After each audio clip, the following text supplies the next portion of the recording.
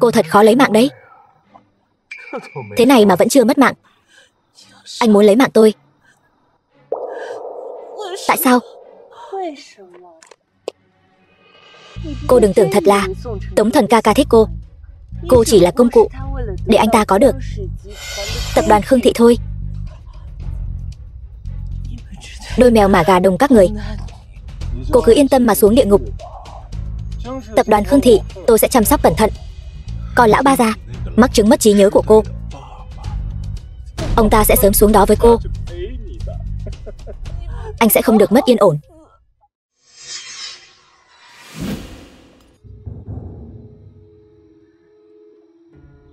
Khiêng cô ta lên xe rồi quăng xuống sông. Tống Thần ca ca, vẫn là anh chu đáo. Tiếp theo chỉ cần giải quyết đám truyền thông là được. Thưa quý vị, buổi họp báo. Khi bá phụ tôi mới mắc chứng mất trí nhớ, Tiểu An đã mắc phải chứng trầm cảm rất nặng. Nặng đến mức cô ấy không phân biệt được ai với ai, thậm chí còn không nhận ra tôi. Cô ấy thậm chí còn vô cớ tấn công người bên cạnh. Thưa quý vị, mọi người xem. Tất cả đều là lỗi của tôi. Đều tại tôi không trông chừng cô ấy cẩn thận, mới khiến Tiểu An gặp phải tai nạn này.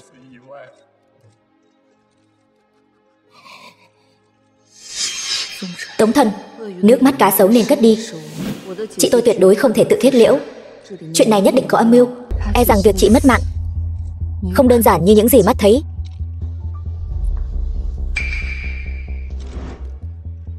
Hiện tại Khương An vẫn chưa rõ tung tích. Lão gia Khương gia lại bị mất trí nhớ. Tập đoàn Khương Thị không thể không có người đứng đầu. Tống nhị thiếu gia vừa là con rể Khương gia, lại thâm tình với thiên kim Khương gia như vậy.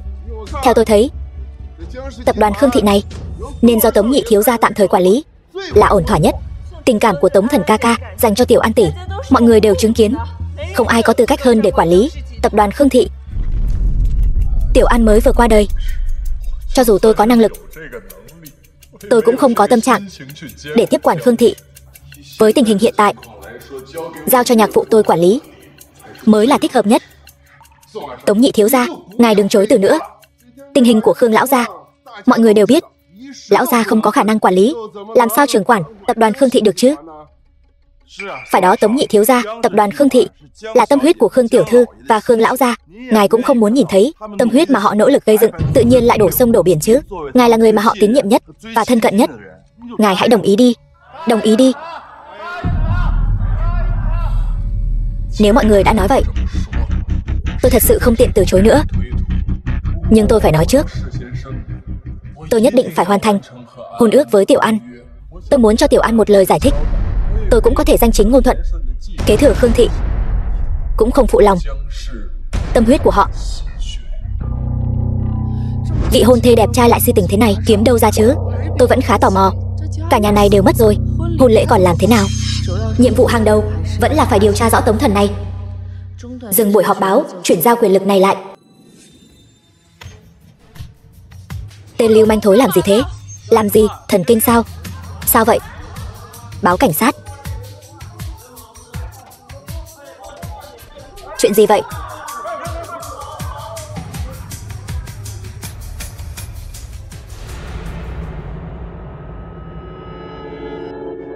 Vị tiểu thư này, trông cô rất quen. Chúng ta đã gặp nhau ở đâu rồi phải không? Tống Thần ca ca, anh đang tán gái sao? Tiểu An tỷ tỷ mới mất. Đừng nói bậy. Quan hệ của hai người này có vẻ không đơn giản. Chắc chắn có bẩn khúc gì đó.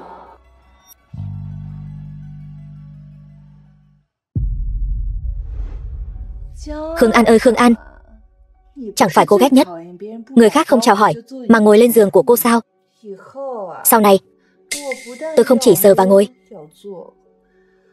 mà tôi còn muốn ở trên giường của cô, ngủ với người của cô.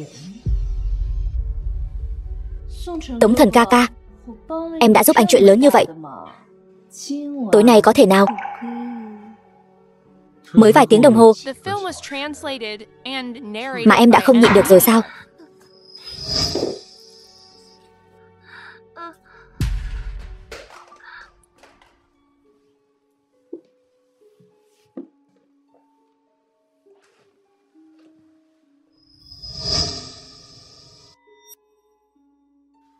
Tống Thần ca ca, sau này tập đoàn Khương Thị, anh muốn gì được nấy.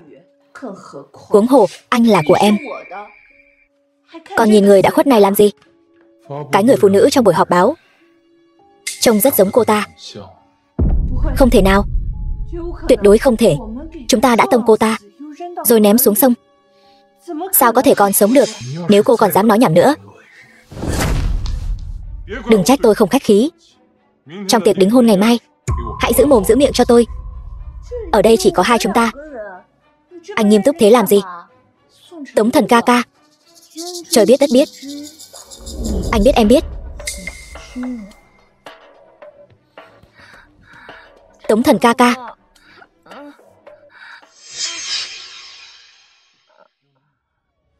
Bản ghi chép của Khương An.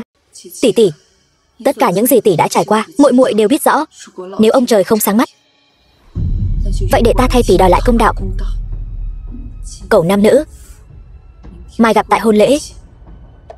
Khương An, được ta tự tay lấy mạng, coi như cũng có ý nghĩa. Mọi người, sự ra đi của người mình yêu không phải là một cơn bão tố, mà là một cuộc đời dài ẩm ướt. Cảm ơn mọi người đã đến tham dự hôn lễ của tôi. Đây là thê tử của tôi, cũng là nữ chính của ngày hôm nay. Khương An. Tiên sinh Tống Thần, dù giàu sang hay nghèo khó, dù cuộc đời thuận lợi hay gian nan, ngài có thể luôn như một mà dùng cách của mình để yêu nàng. Cho dù sinh tử cũng không thể chia lìa hai người. Vâng, tôi đồng ý. Tống nhị thiếu gia thật sự rất yêu Khương tiểu thư. Người đàn ông tốt như vậy, sao tôi lại không gặp được chứ? Trên đời hiếm có người đàn ông si tình. Nếu Khương tiểu thư còn sống, họ sẽ hạnh phúc biết bao.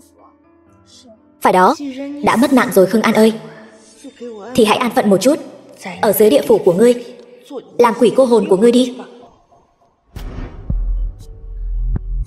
Tình cảm của Thần ca ca và Tiểu An tỷ thật sự quá cảm động. Tiểu thư, cô thấy chưa? Người đàn ông cô chọn là tốt nhất. Lão Khương tổng chỉ có một cô con gái, không thể để sự nghiệp của Khương gia không có người kế thừa được. Vẫn như lời đề nghị của lão Vương hôm đó, tôi nghĩ nhị thiếu gia đã kết hôn với tiểu thư rồi. Vậy quyền lực của Khương gia, có đế chế thương mại Khương gia này, ta mới có thể chống lại thế lực của Tống Vũ Hành. Tôi nghĩ hiện tại Tống nhị thiếu gia là người thích hợp nhất. Nếu mọi người đã đề cử tôi, thì tôi cũng khó mà từ chối. Từ nay về sau, tập đoàn Khương Thị chính thức sáp nhập vào giải trí Mỹ Cao. Vào ngày cưới đã chuyển giao quyền lực, có phải là bất kính với Khương tiểu thư không? Tôi và Tiểu An đã kết hôn. Bây giờ tôi là trượng phu hợp pháp của Khương An, đồng thời tôi cũng là con rể của Khương gia. Tôi có quyền quyết định tương lai của Khương Thị. Bây giờ ai tán thành, ai phản đối? Tôi tán thành. Tán thành. Tôi phản đối.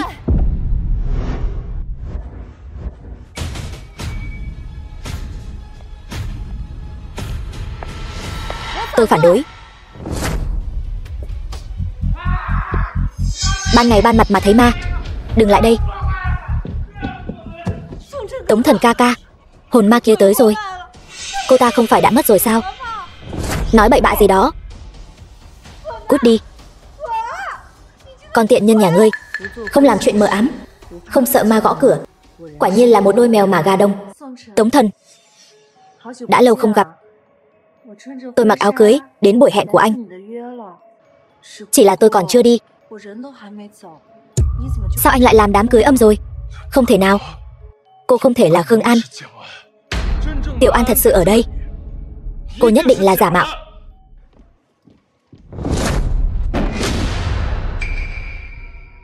Vị hôn phu kính mến của tôi, cái hộp này của anh có cái gì ở trong đâu? Con người đúng là kỳ lạ. Lúc tôi vắng mặt, ai nấy đều khóc lóc thảm thiết, cứ như là rất nhớ tôi lắm vậy. Giờ tôi xuất hiện rồi, lại tránh tôi như tránh tà. Em thấy có đúng không? Đình muội muội, đừng lại gần. Tống Thần ca ca, đuổi cô ta ra ngoài.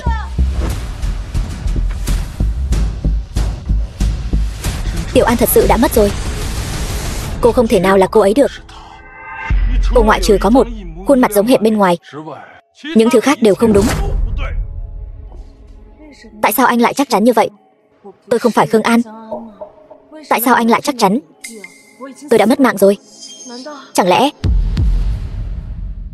nào anh quên rồi sao? Lúc trước anh theo đuổi tôi, 3 chiếc phe ra gì thay phiên nhau dưới lầu công ty tôi, trải đầy hoa. Trước đây chúng ta vào ngày kỷ niệm tình yêu, tôi lén dùng nước ớt phạt anh. Hay nói cách khác, anh đưa cô em gái tốt của anh đến nhà tôi. Câm miệng. Tôi và Tiểu An yêu nhau 3 năm. Chi tiết về tôi và cô ấy sao cô biết được? Chuyện giữa chúng ta, từng chuyện một, tôi đều nhớ rõ ràng. Tôi chỉ là không nhớ những chuyện xảy ra mấy ngày nay thôi.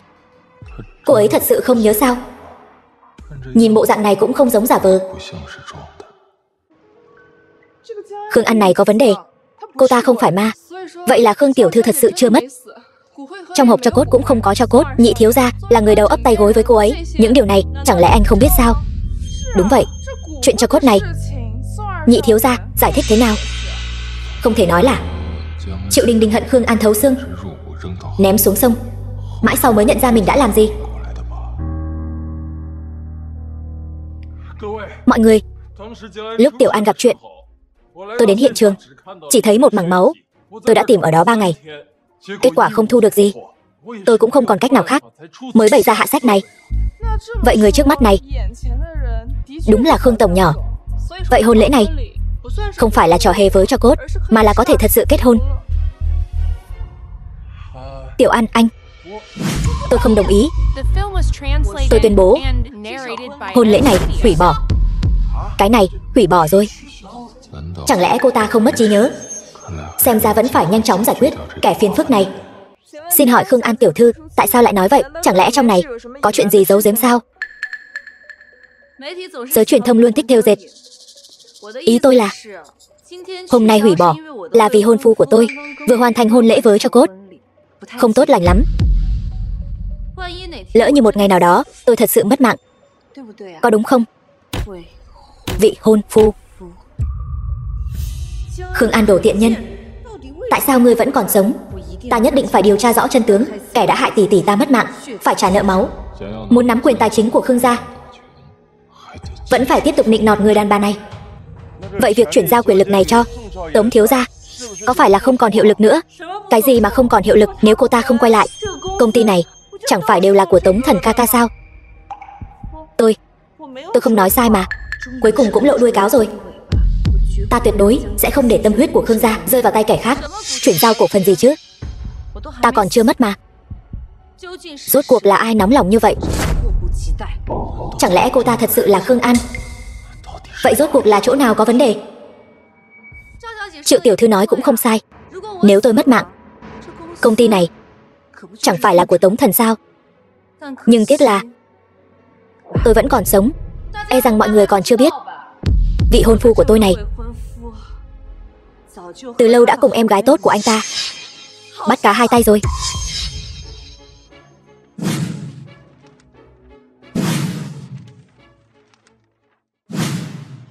Triệu tiểu thư và Tống nhị thiếu, họ không phải là huynh muội sao? Sao có thể làm chuyện như vậy? Không phải ruột thịt. Chẳng lẽ cô chưa từng nghe câu nói này sao? Bề ngoài là anh trai tốt, sau lưng lại là anh trai yêu. Anh tham lam nhiều thứ quá đấy.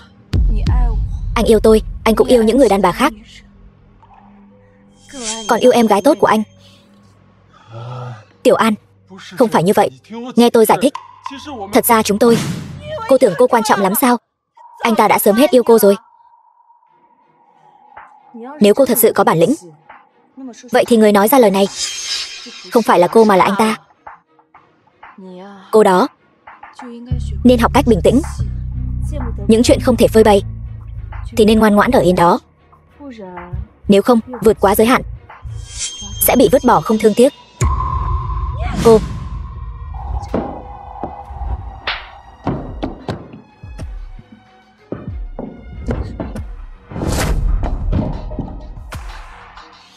Tất cả đều tại cô đồ tiện nhân.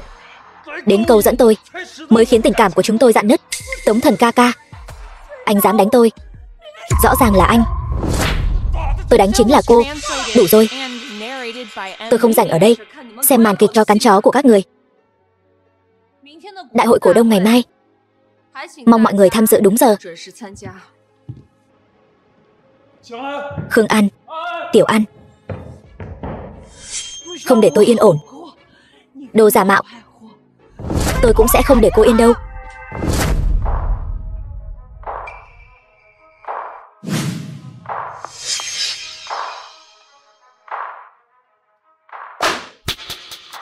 Mấy ngày mất tích, công ty đã xảy ra chút rắc rối. May mà có Tống nhị thiếu gia giúp đỡ chăm lo công ty. Công ty lớn như vậy, quản lý chắc hẳn rất vất vả. Cũng may tôi đã trở lại. Cô dựa vào đâu mà nói cô là Tiểu Khương tổng? Đúng vậy, nhìn là biết đồ giả mạo rồi, còn muốn đem tâm huyết cả đời của lão Khương tổng và Tiểu Khương tổng giao cho đồ giả mạo quản lý. Tôi là người đầu tiên không đồng ý. Không đồng ý, tôi cũng không đồng ý. Toàn bộ cổ đông của công ty tôi đều đã chào hỏi rồi. Tôi muốn xem thử kẻ mạo danh này có thể che giấu được bao lâu. Lời nói thật hào hùng, nhưng các người làm sao chứng minh được tôi không phải là Khương An? Cô đúng là vô lý cản quấy. Chúng tôi yêu cầu cô chứng minh, bây giờ lại quay ngược đổ vấy lên đầu chúng tôi. Thật là một cái miệng lưỡi sắc bén. Nhưng rất tiếc, Tiểu An của tôi chưa bao giờ nói chuyện như vậy. Mọi người, các vị nói xem, rốt cuộc là nguyên nhân gì khiến tính cách một người khác biệt lớn đến vậy? Còn phải nói sao? Đương nhiên không phải cùng một người mới như vậy.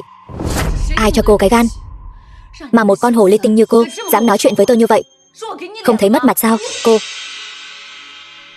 Được, để cô đắc ý thêm một lúc nữa, vì giây tiếp theo cô sẽ không cười nổi nữa đâu. Đồ mạo danh. Người đâu? Mời lão Khương tổng tới đây.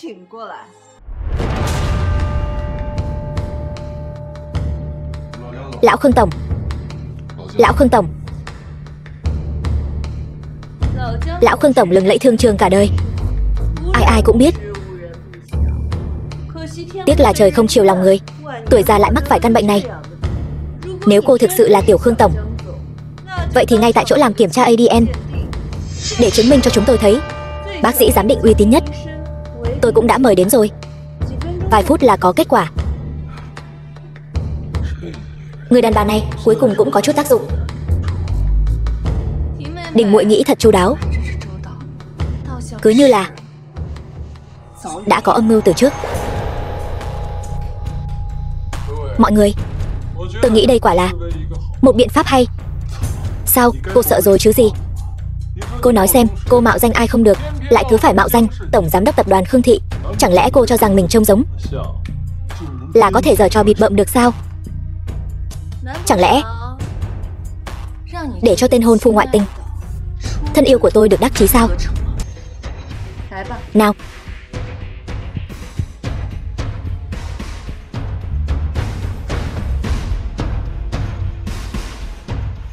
kết quả đã có rồi. Nhìn bộ dạng khó xử của bác sĩ này, cái gọi là Khương An này chắc chắn là đồ giả mạo rồi. Còn chần chừ gì nữa? Không dám nhận phiếu xét nghiệm sao? Có cần tôi giúp cô không? Cô ta dám sao? Nhận rồi, thân phận Khương tổng nhỏ bé của cô ta còn giữ được nữa không?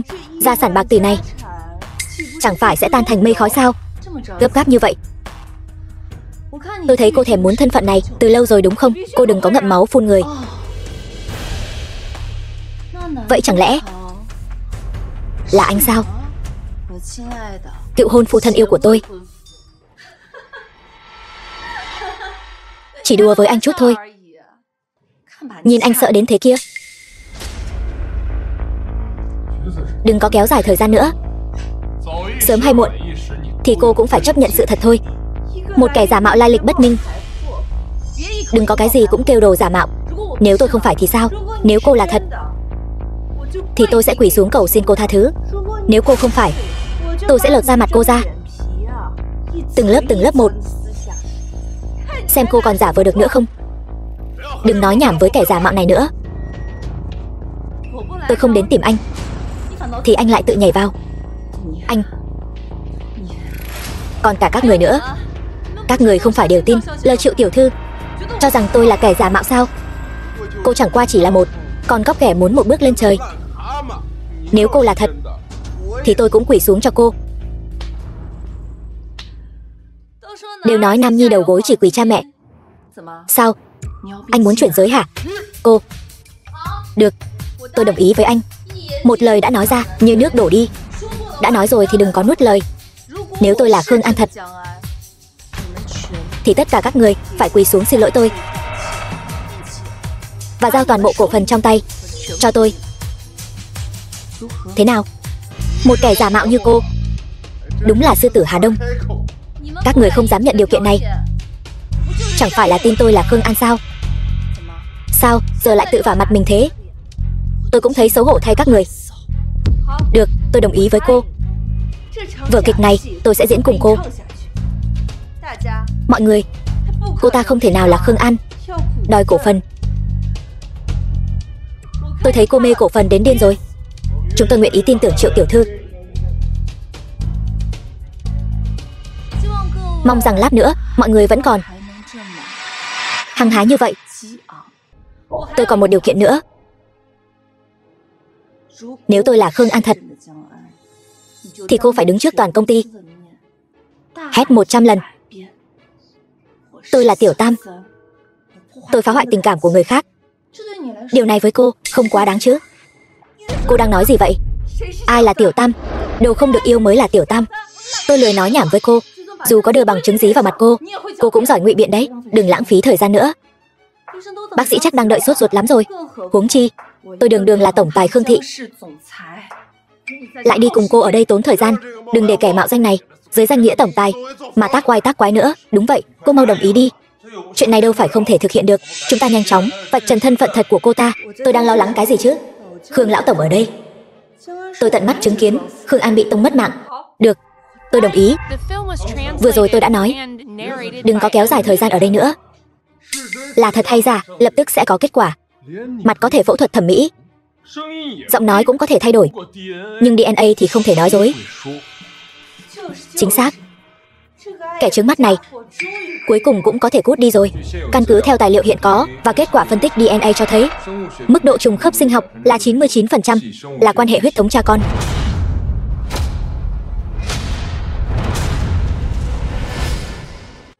Cái gì? Chuyện này không thể nào. Cái này, cô rõ ràng là kẻ giả mạo. Sao cô có thể là Khương tiểu tổng thật được? Thật sự là Khương An sao? Vậy cổ phần của chúng ta phải làm sao? Thế này chẳng phải tiêu đời hết rồi sao? Tôi và chị gái là chị em sinh đôi cùng trứng. Về mặt sinh học, sở hữu DNA giống nhau, sao có thể sai được? Mở to con mắt của các người ra mà nhìn cho kỹ. Ai mới là kẻ mạo danh? Tôi chính là Khương An đích thực. Được rồi, giờ là lúc thực hiện lời hứa của mọi người rồi. Cổ phần của các người và quỳ xuống xin lỗi. Còn nữa, có phải cô ấy trở về để trả thù chúng ta không? Cô im miệng. Nói miệng không bằng chứng mà muốn lấy đi cổ phần của chúng tôi. Nằm mơ đi. Tôi đã biết các người sẽ nói như vậy. May mà tôi đã chuẩn bị sẵn sàng rồi. Cái này, nếu tôi là Khương An thật,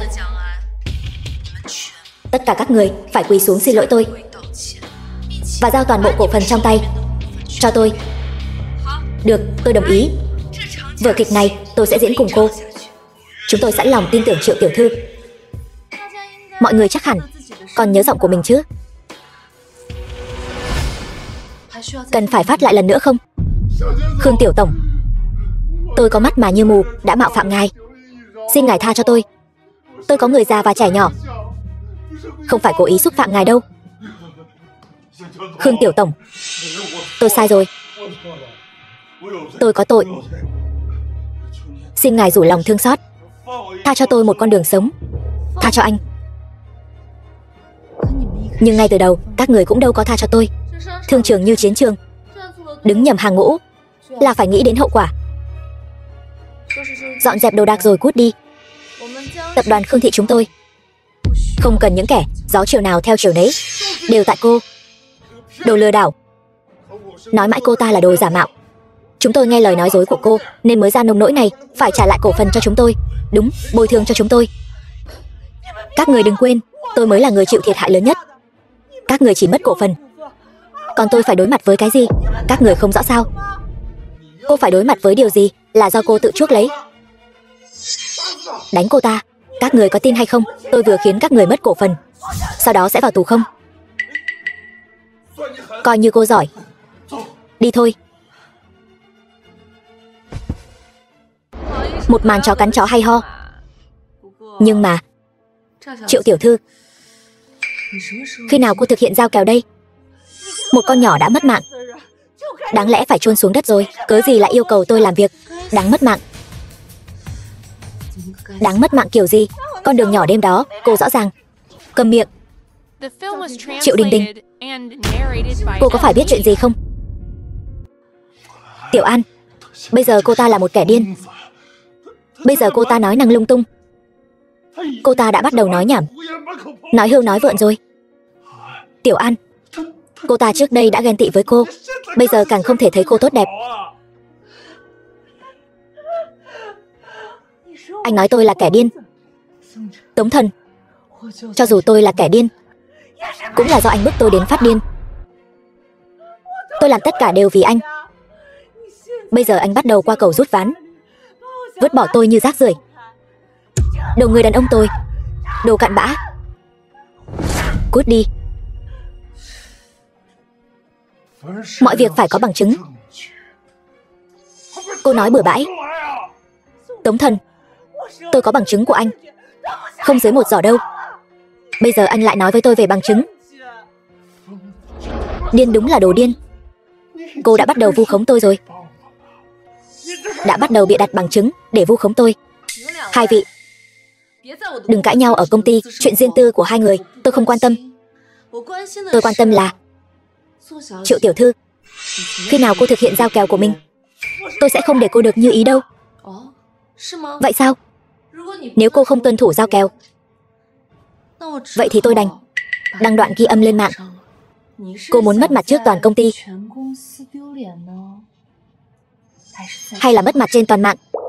Khương An, tôi vẫn còn cọng rơm cứu mạng cuối cùng. Khương An, 5 tháng còn dài. Vậy sao? Vậy tôi sẽ chờ xem. Triệu tiểu thư, cô còn định dây dưa đến bao giờ? Trời sắp tối rồi. Tôi là Tiểu Tam, tôi phá hoại tình cảm của người khác. Triệu tiểu thư, quá nhỏ rồi. Cô cũng quá thiếu thành ý rồi đấy. Khương An, cô đừng quá đáng. Quá đáng. Đối với Tiểu Tam kẻ dòng ngó vị hôn phu của người khác, chỉ sợ người khác sẽ còn quá đáng hơn. Cô Triệu, cô thấy nói đúng chứ? Cô, to lên. Nếu không, tôi không dám chắc. Tay tôi có trượt không?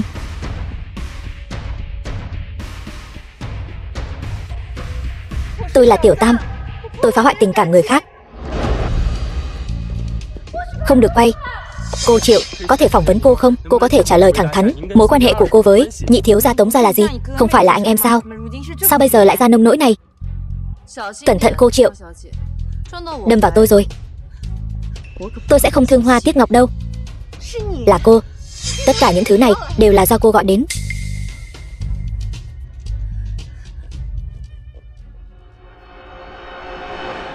Hôm nay mời các bạn truyền thông đến đây là muốn nhờ mọi người làm chứng cho tôi.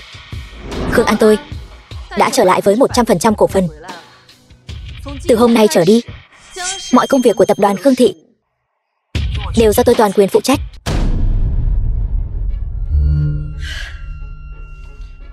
Sao vậy? Có chỗ nào không khỏe? Cô muốn xem tivi sao? Nhưng gần đây điện hơi chập chờn, chắc phải đến tối. Hay là cô nghỉ ngơi cho khỏe đi. Tại sao khi tôi nhìn thấy cô ấy, tôi lại có cảm giác quen thuộc đến lạ? Ký ức đã mất của tôi rốt cuộc đã đi đâu?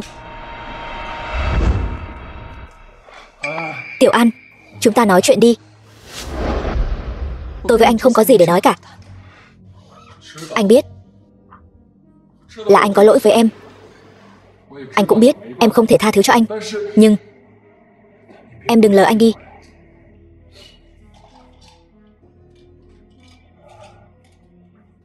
Đây là kẹo em thích ăn nhất.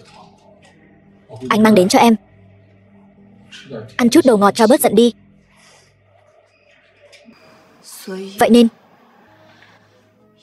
trước đây anh chỉ cần một viên kẹo là đã dỗ dành được em rồi. Anh biết lỗi rồi. Xin lỗi mà.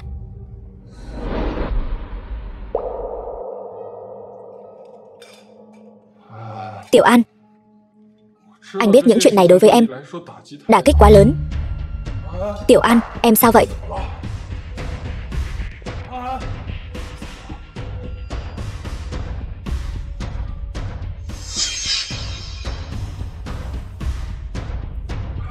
Anh đã nói rồi, chỉ có hai chúng ta mới là tình yêu đích thực. Viên kẹo này chính là thuốc mê tình yêu. Đây là ở công ty. Công ty thì sao? Anh sẽ cho tất cả mọi người biết. Anh không thể rời xa em.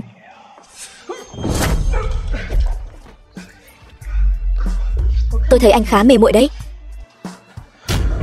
Thật sự coi tôi là ngây thơ sao? Khương An, sao cô lại có sức mạnh lớn như vậy?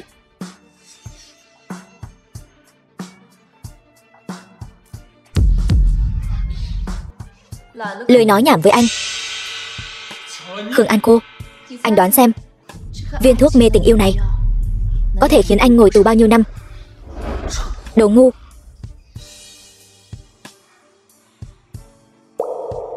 Chị ơi là chị, một viên kẹo là có thể dỗ dành được chị rồi. Chị đúng là kẻ si tình. Lão đại, cô thật sự muốn đưa Tống Thần này vào tù sao? Sao lại thế? Anh chưa nghe câu nói này sao? Nuôi heo cho béo rồi mới thịt. Bây giờ đưa hắn vào, chẳng phải là quá hời cho hắn sao? Tôi muốn cho hắn nếm thử cảm giác từ thiên đường rơi xuống địa ngục. Đúng rồi. Chuyện tôi bảo cậu điều tra thế nào rồi?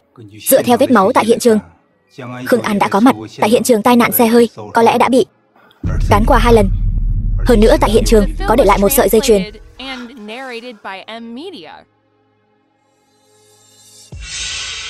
Đây là đồ trang sức của Triệu gia. Cho nên là đôi mèo mà gà đông đó đã hãm hại tỷ tỷ của tôi. Triệu Đình Đình, Tống Thần, ta sẽ khiến cho các ngươi sống không yên ổn.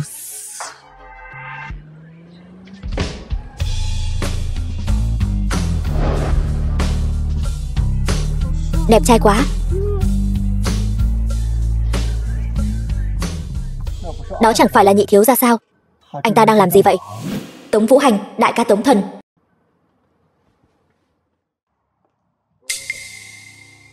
Hôm nay anh ta có chuẩn bị mà đến. Rốt cuộc là muốn làm gì?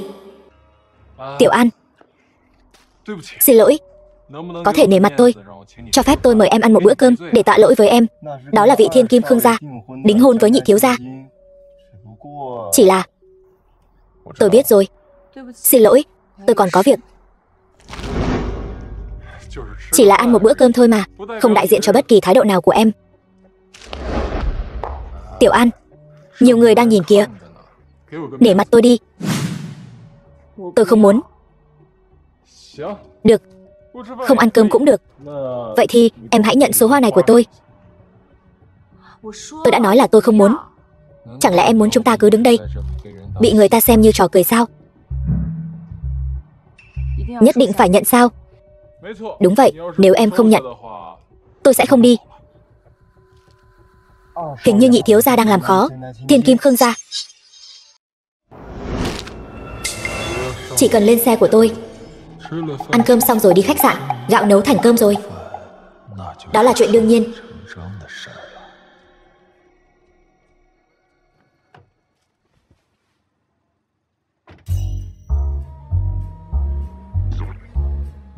Tiểu An, còn xem nữa, mau đuổi theo. Theo sát. Đại thiếu gia khi nào lại có cái sở thích này vậy? Chậm 1 giây thì tháng sau mất hiệu suất.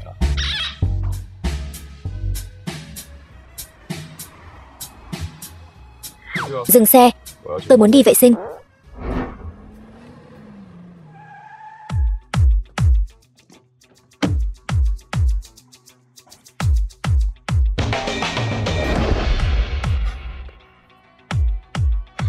Chia nhau ra tìm.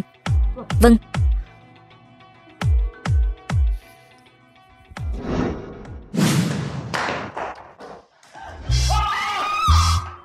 Nhà vệ sinh nam. Tiểu An. Tiểu An ơi.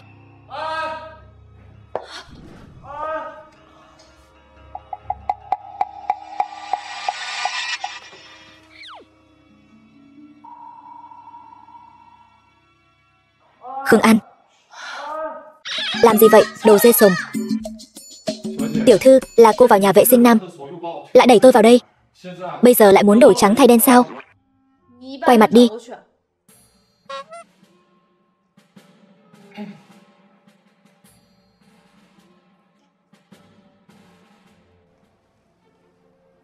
Mặc nó vào đi. Làm sao trả lại quần áo này cho anh? Không cần đâu, tặng cô đấy. Người này thật kỳ lạ. Thôi bỏ đi. Đến tập đoàn Tống Thị nói rõ mọi chuyện.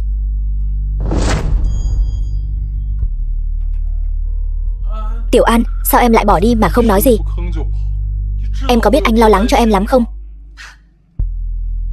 Lo lắng cho tôi? Tôi thấy anh lo lắng là quyền tài của Khương gia thôi. Sao em có thể nghĩ như vậy? Anh thật sự biết lỗi rồi. Bó hoa hồng đó em vứt rồi.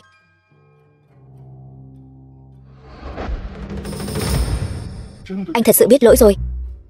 Tiểu An, em cứ đánh anh, mắng anh, em muốn thế nào cũng được, miễn là em tha thứ cho anh. Quỷ như vậy rồi. Tự trọng đàn ông cũng không cần nữa. Người phụ nữ này vẫn không tha thứ, thật là nhẫn tâm.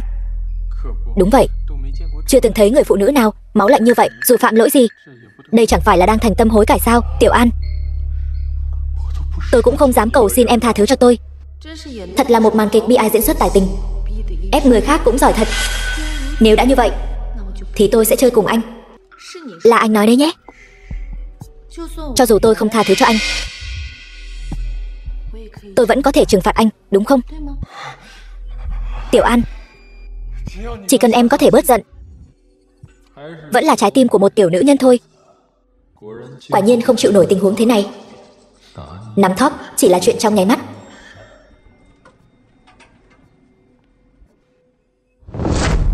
Là cô, là anh.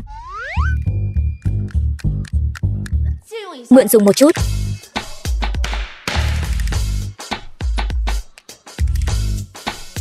Đứng lại. Cái vợt đó.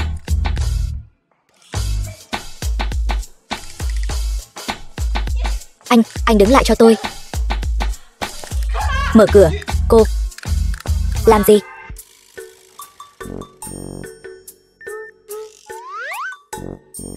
Cảm ơn. Đánh nát anh.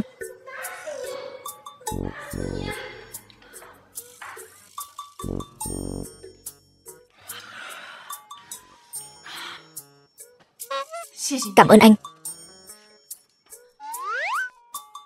Đúng rồi, lần sau tôi đền anh. Cây vợt của tôi.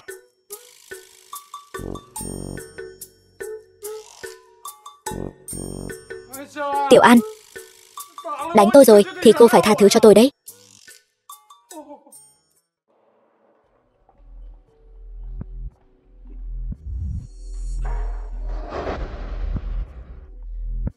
Cái áo của anh tôi đã sắp xếp người đi giặt rồi, sẽ sớm trả lại cho anh. Không phải chuyện này. Là cái này. Bao nhiêu tiền tôi đền anh. Chuyện này không liên quan đến tiền. Đây là di vật của mẹ tôi. không thể dùng tiền để đo lường được. Xin lỗi anh. Tiểu An. Anh lên xe, làm gì vậy? Bớt nói nhảm, lên xe đi. Tiểu An, cô đi đâu rồi? Làm gì đấy? Vậy nên tại sao cô lại trốn anh ta? Khó nói lắm. Hiện tại người này tôi không thể bỏ được. Tôi hiểu được. Tiêu rồi. Cần tôi giúp không? Chuyện này anh không giúp được tôi đâu. Không thử thì sao biết được. Ý gì vậy?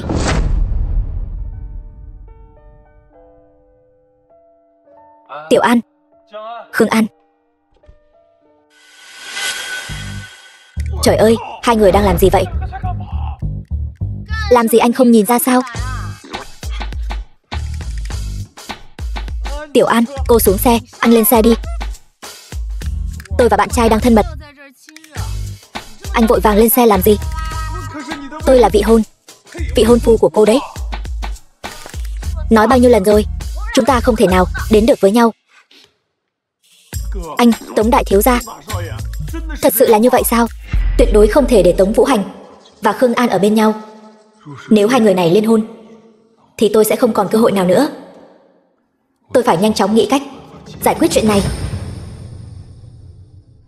Tôi sẽ đem chuyện này nói với cha mẹ. Anh đường là Tống gia đại thiếu gia, vậy mà lại với em dâu của anh. Còn muốn mặt mũi nữa không? Ghê tởm.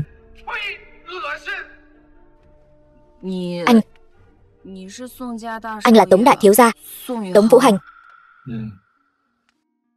Mọi chuyện trở nên rắc rối rồi.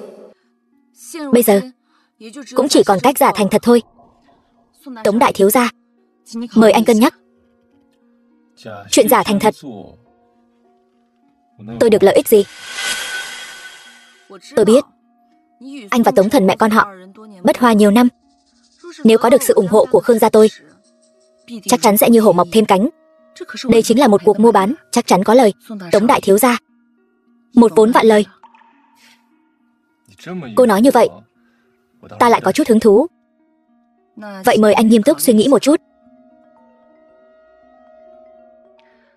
3 giờ gặp tại quán cà phê. Cho ta một lý do phải gặp ngươi. Ta đây có thể có thứ ngươi muốn.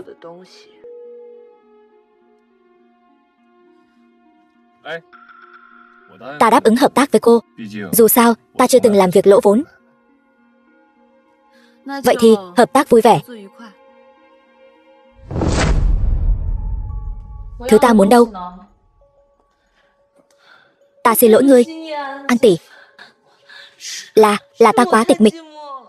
Bò lên giường thần ca ca. Ta không đáng sống. Vậy thì ngươi xuống mổ đi. Tiểu An tỷ, ta nói đùa với ngươi thôi. Xem ngươi căng thẳng thế nào. Dù sao ta với Tống thần cũng đã hủy hôn ước, mà ngươi cũng đã bị trừng phạt. Tha thứ cho ngươi đó. Thật sao? Nhưng mà ngươi phải đem những chuyện ngươi biết đều nói cho ta biết. Ví dụ như những chuyện ta đã quên. Ngươi thật sự một chút cũng không nhớ sao? Đúng vậy. Nếu không tại sao phải hỏi ngươi? Đừng vội, chúng ta trước tiên uống chút gì đó rồi từ từ trò chuyện.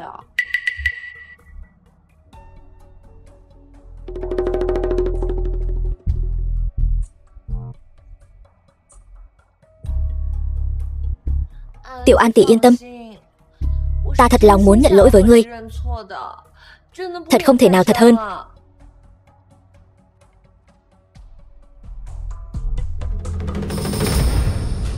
Nói đi, rốt cuộc đã xảy ra chuyện gì? Khương An, mạng ngươi thật lớn. Cái gì? Ta nói, sao ngươi vẫn chưa mất mạng? Vì đứa bé trong bụng ta. Xin An tỷ, mất thêm lần nữa được không? Ngươi nói chuyện tự tin như vậy, chẳng lẽ ngươi đã bỏ thuốc ở đây? Đều là người đã mất qua một lần rồi. An tỷ, sao ngươi lại dữ dằn vậy? Vẫn nên giống như trước kia, thiên chân vô tà. Triệu Đình Đình, ngươi lại dám hại ta lần thứ hai.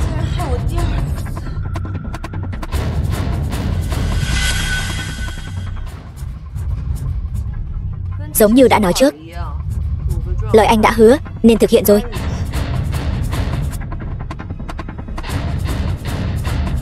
Khương An, ta muốn cho ngươi ở nơi ghê tởm nhất, trở thành người đàn bà đáng ghê tởm nhất, cho vô số nam nhân thỏa thích hưởng dụng ngươi.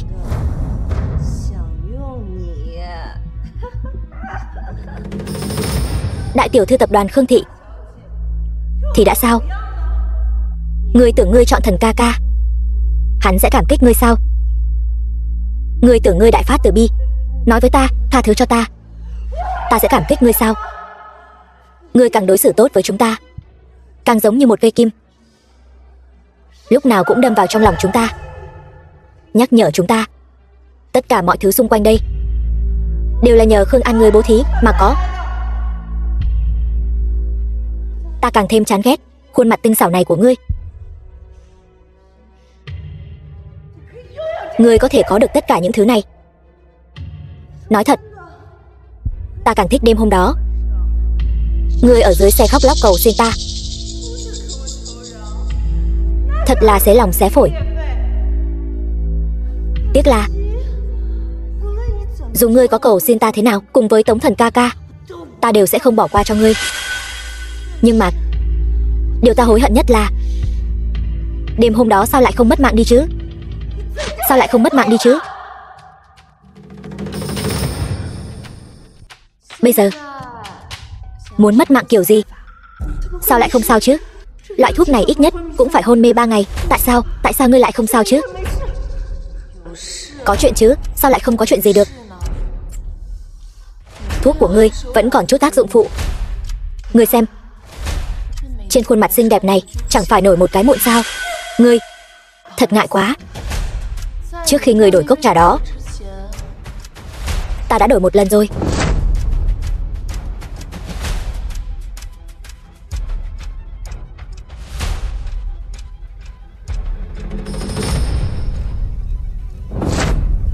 Chuyện này sao có thể? Thì ra ngươi đã biết từ lâu. Biết cái gì? Biết ngươi với Tống thần liên kết với nhau để lấy mạng ta sao? Ngươi muốn làm gì? Ngươi nói ta muốn làm gì?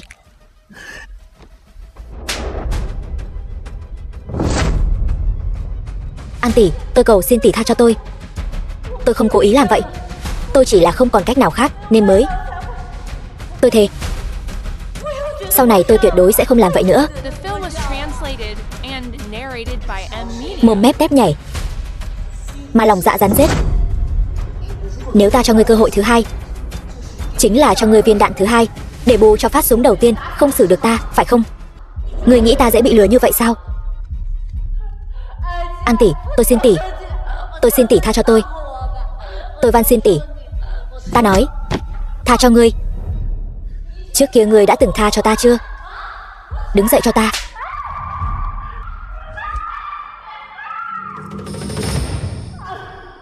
Buông tôi ra. Ngươi chẳng lẽ không sợ lúc nửa đêm về khuya sẽ bị báo ứng sao? Tất cả những chuyện này đều là do ngươi lên kế hoạch. Ngươi đừng có đổ oan lên đầu ta. Không phải ngươi hẹn ta uống trà sao? Sao lại biến thành ta lên kế hoạch rồi? Cả nơi âm u này chẳng phải cũng là do ngươi dẫn ta đến sao? Ta còn rất tò mò. Chúng ta đến đây rốt cuộc là muốn chơi trò gì vậy? Giống như đã nói trước đó, 5 người đàn ông lực lưỡng nên thực hiện lời hứa rồi. Mau buông tôi ra, tôi muốn ra ngoài. Còn muốn ra ngoài nữa sao? An tỷ, tỷ hãy nhìn đứa con trong bụng tôi mà nể mặt. Hơn nữa tỷ cũng vừa đánh tôi một trận rồi. Xin tỷ tha cho tôi được không? An tỷ, xảo quyệt như con cáo, vừa gặp đã bảo ta tha cho ngươi. Ngươi coi lời ta vừa nói như gió thoảng bên tai sao? Ta coi như đã hiểu rồi. Loại người như ngươi, miệng toàn là lời nói dối. An tỷ, xin tỷ tha cho tôi được không? Xin tỷ đó, nhanh lên, nếu không sẽ không kịp nữa. Xin tỷ. Không kịp là sao? Thì ra đây mới là mục đích thực sự mà cô bỏ thuốc tôi. Quả nhiên là lòng dạ rắn rết. Tôi không có, chị An. Cô tin tôi đi. Cô nghe tôi nói, tôi thật sự không có. Cô gái này trông cũng được đấy. Thật khiến người ta thấy mà thương. Dám đánh tôi, dám đánh chủ ý lên tao. Tao thấy mày là ăn gan hùm rồi. Anh em, con nhỏ này cũng khá mạnh đấy. Là một nhân vật tàn nhẫn. Chúng ta không dây vào được. Ai sai các người tới thì các người cứ tìm người đó mà hỏi. Nếu còn dám đánh chủ ý lên tôi không ngại cho 5 người các anh biến mất khỏi thành phố này. Chị Tiểu An, đừng đi, em sai rồi. Chị đừng đi mà. Em không dám nữa, chị ơi. Nỗi đau mà chị phải chịu, em sẽ bắt bọn chúng trả giá gấp bội. Tôi thật sự biết lỗi rồi.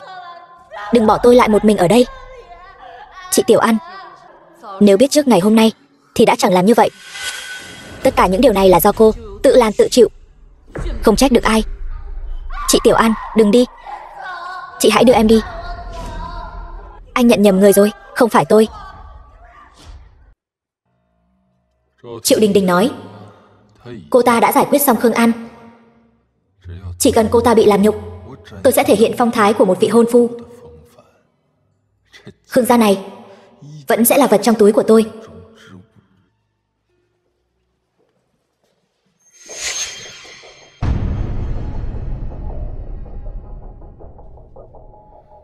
Tống nhị thiếu gia, cho hỏi ngài đưa chúng tôi đến xem một bức tranh như thế này là xuất phát từ mục đích gì? Ngài và Triệu tiểu thư có thủ oán gì sao? Nhưng cô ta không phải là tình nhân của ngài sao? Sao ngài lại? Xin lỗi, miễn bình luận. Cút đi.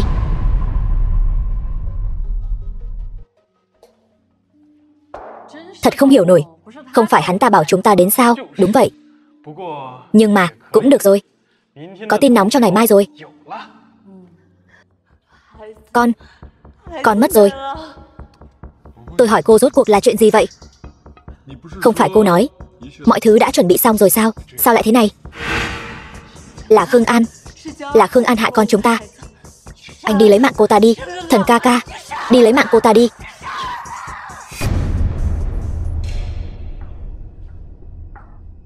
Em đang nói nhảm cái gì vậy? Tiểu An sao lại hại em chứ? Buổi đấu quyền Anh sắp ký kết. Hợp đồng 100 tỷ với Khương Thị. Tôi nhất định phải nắm bắt cơ hội này, giành lại Khương An. Như vậy thì Khương Thị vẫn là của tôi. Vậy còn tôi thì sao? Cô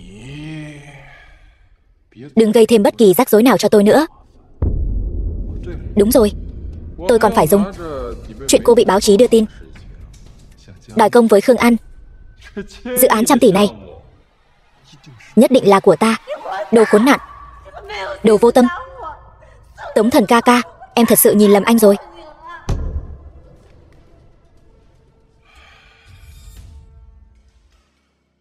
Tôi vẫn luôn như vậy. Em quên rồi sao?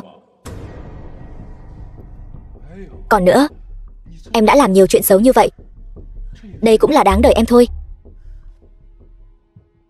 Thật bẩn thỉu. Thần ca ca, tất cả những gì em làm đều là vì anh. Đây là con ruột của anh. Mất đứa con này, tôi có thể có đứa khác. Tôi có thể tìm người trẻ hơn, đẹp hơn, sinh thêm một đứa nữa.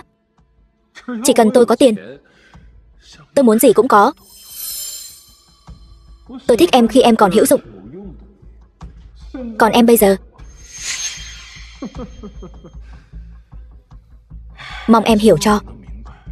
Nếu không hiểu thì đừng đến tìm tôi nữa. Thần ca ca.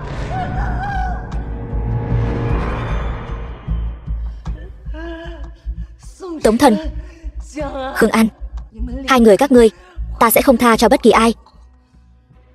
Ta muốn hai người phải chôn cùng con ta. Tiểu An, cô đã xem tin tức chưa? Để thể hiện lòng trung thành với cô, tôi đã tiết lộ chuyện Triệu Đình Đình bị 5 gã đàn ông thay nhau cưỡng gian cho giới truyền thông. Cô không thể quay đầu lại nhìn tôi một lần sao? Vậy thì đúng là vất vả cho anh rồi.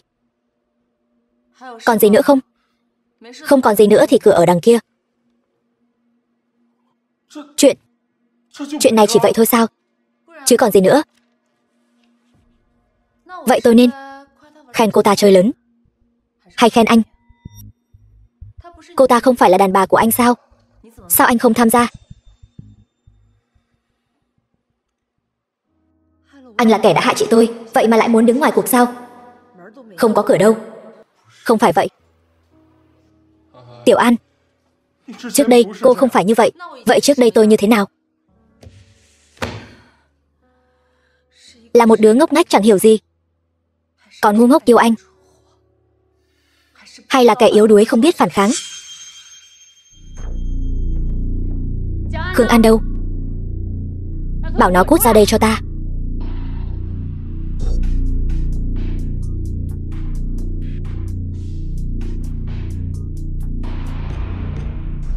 Mọi người xem thử coi. Con gái lớn của tập đoàn các người, Khương An, lòng dạ độc ác, hại con gái tôi, sắp mất nửa cái mạng rồi. Tinh thần cũng không tốt lắm. Bảo nó cút ra đây cho ta. Triệu thị chúng tôi, dù sao cũng là một trong 4 tập đoàn lớn nhất Hải Thành. Khương thị thì đã sao? Chúng tôi không sợ. Chuyện này ầm ĩ thế này, cho dù Khương gia có lợi hại đến đâu, e rằng cũng sẽ bị đeo bám. Xét cho cùng, Triệu Đình Đình thật đáng thương. Chứ sao nữa? Nhìn cô ta trên bài báo, bị bết máu me, lại còn là một nữ 5 nam. Dù sao, Triệu gia cũng là người trong giới kinh doanh. Chuyện này vừa xảy ra, bọn họ chắc chắn không ổn. Xuống đây. Con tôi thật đáng thương. Rõ ràng cô cũng có gian phu, cao quý hơn người khác bao nhiêu chứ? Gian phu gì? Chẳng lẽ chuyện này còn có bước ngoặt sao? Trời ơi! Lẽ nào đại tiểu thư nhà chúng ta không phải nạn nhân? Loại người suy đồi đạo đức như thế này, rốt cuộc là làm sao mà quản lý một công ty lớn? 110 sao? Đúng, tôi muốn báo cảnh sát. Cô còn dám báo cảnh sát sao? Cô lấy tư cách gì mà báo cảnh sát? Cô hại con gái tôi thành ra như thế. Cô báo cảnh sát cũng được. Đợi người của cơ quan đến, để mọi người xem cô và tên nam nhân của cô.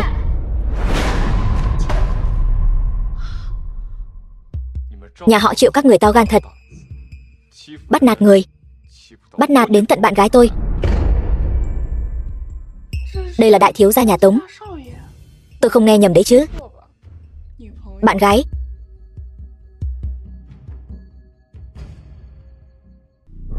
Chưa nói đến thực lực của nhà Khương hơn hẳn nhà các người.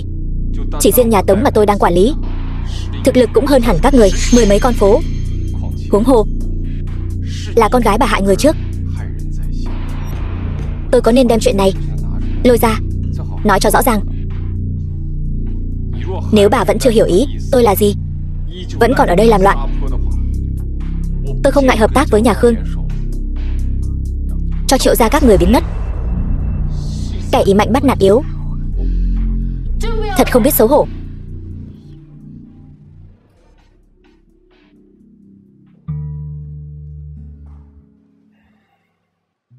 Mai là hội quyền Anh rồi. Cô có dự định gì không? Tôi đã có chuẩn bị rồi.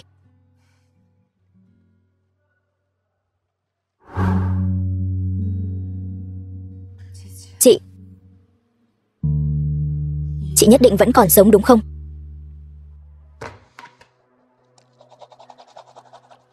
Họ đều nói tôi là Khương An, nhưng người trên tivi đó lại là ai?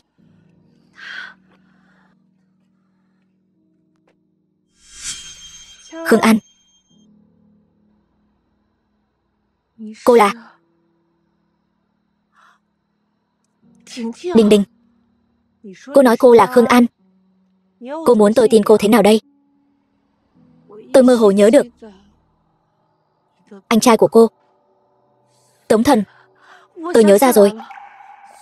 Tống Thần là người yêu của tôi. Khi tôi và anh ấy yêu nhau, cô là người đầu tiên biết. Phải. Cô thật sự là Khương An sao? Đình Đình muội muội, trở về là tốt rồi. Nhưng bây giờ là tình huống gì? Tại sao người đó lại giống tôi như đúc vậy? Mất trí nhớ cũng tốt. Thật đúng là ông trời đang mở đường cho tôi.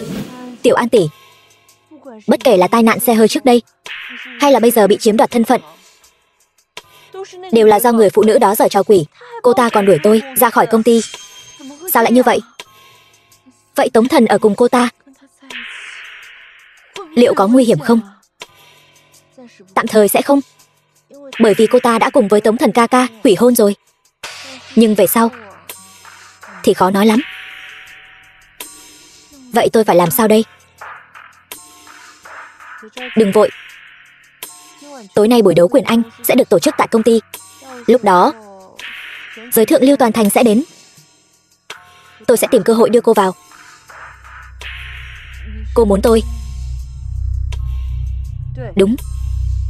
Tôi muốn cô trước mặt mọi người vạch trần bộ mặt thật của tên lừa đảo đó. Điều này thật sự có thể sao? Tiểu An tỷ, trước đây tôi là bạn thân nhất của tỷ. Tôi còn là muội muội của Thần ca ca. Tỷ chẳng lẽ không tin tôi sao? Được, tôi đi cùng cô. Đây mới đúng là Khương An. Tôi nói gì cô ta cũng tin. Thật dễ sai khiến. Đợi tôi giải quyết xong kẻ giả mạo rồi sẽ xử lý cô. Đi thôi.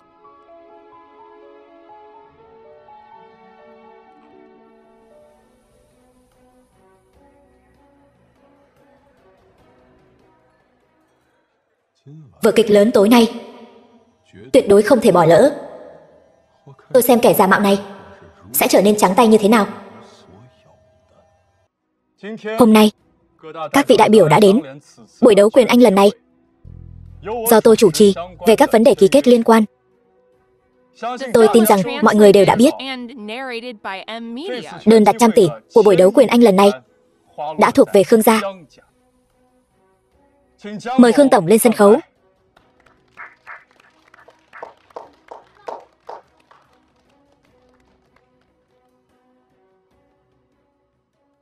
Mọi người, xin hãy cho tôi 1 phút. Trước khi ký kết đơn đặt hàng trăm tỷ này, tôi muốn tuyên bố một việc.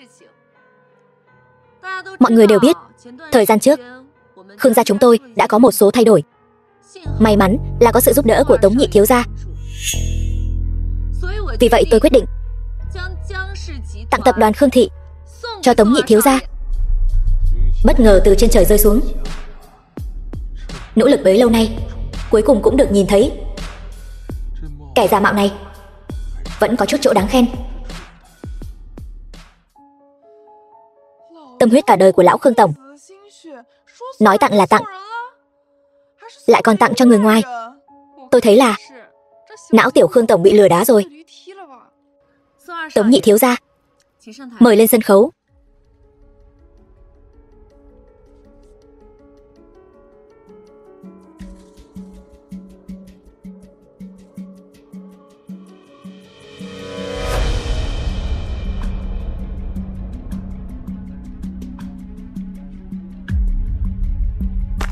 Tôi tuyên bố tập đoàn Khương thị là của Tống Thần.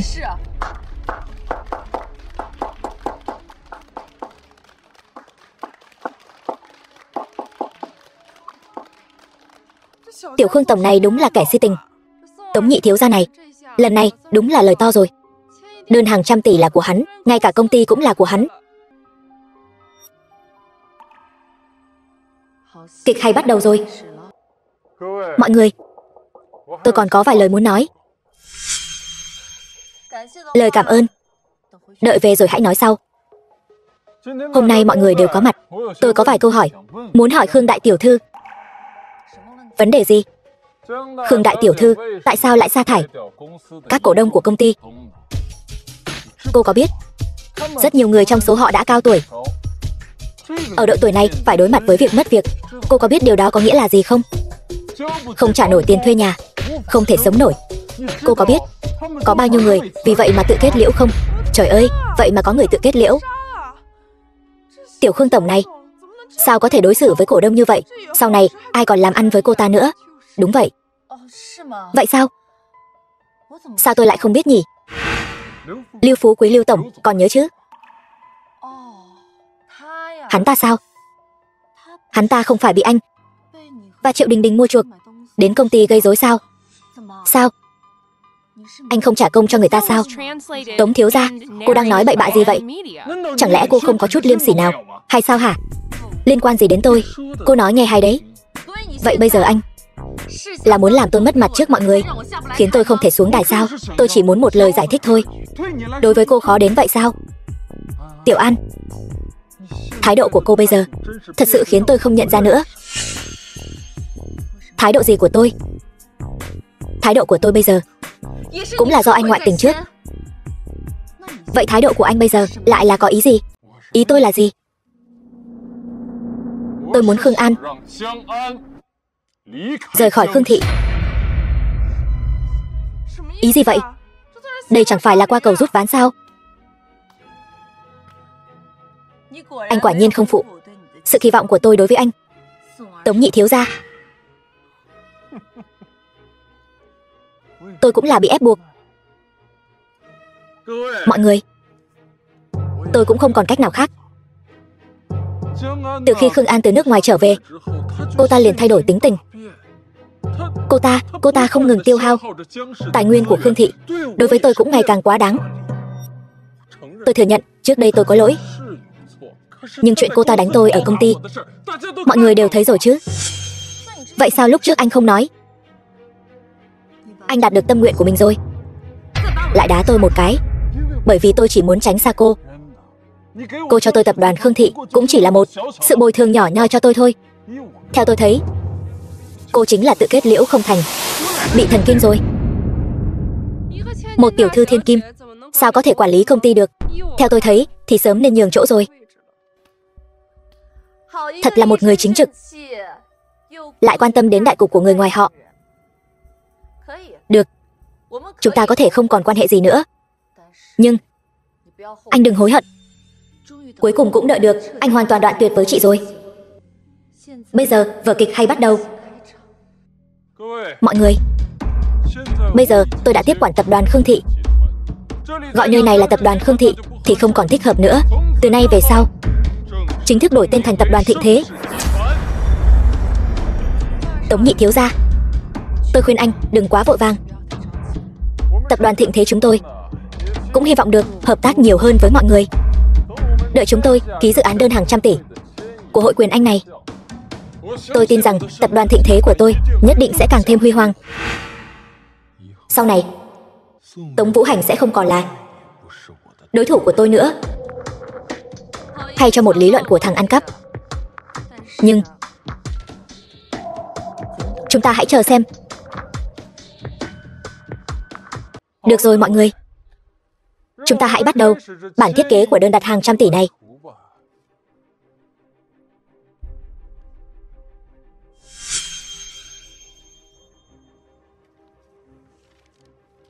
Ông chủ Tống, mời. Tập đoàn Tài Phiệt Khương thị đã đổi chủ. Tiểu Khương tổng này e rằng cũng bất lực xoay chuyển tình thế. Tống nhị thiếu gia này thật sự là không gái thì thôi, một khi gái là gái vang trời, e rằng sau này tập đoàn Tống thị đều là thiên hạ của hắn. Ông chủ Tống, ngài vẫn nên xem kỹ hợp đồng, đừng vội ký như vậy. Đơn hàng trăm tỷ này là do hội quyền Anh và tập đoàn Khương thị, Khương An tiểu thư ký kết.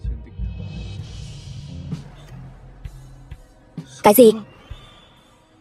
Sao lại như vậy? Đơn hàng trăm tỷ này không còn nằm trong túi của ngươi nữa. Thật không ngờ, tiểu Khương tổng này thật sự là chơi một bài Tôn Tử binh pháp hay.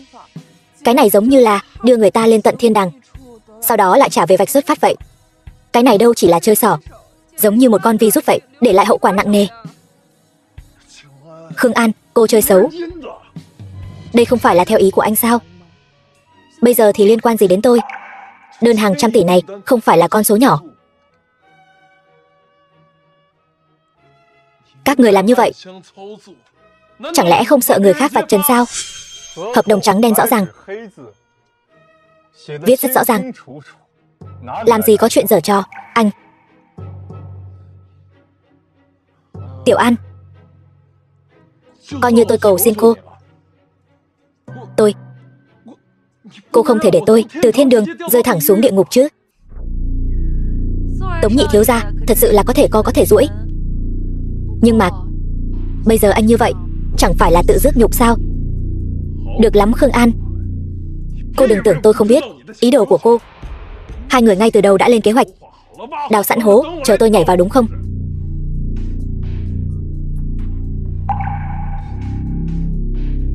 Tôi biết rồi. Chẳng lẽ hai người có gian tình với nhau sao?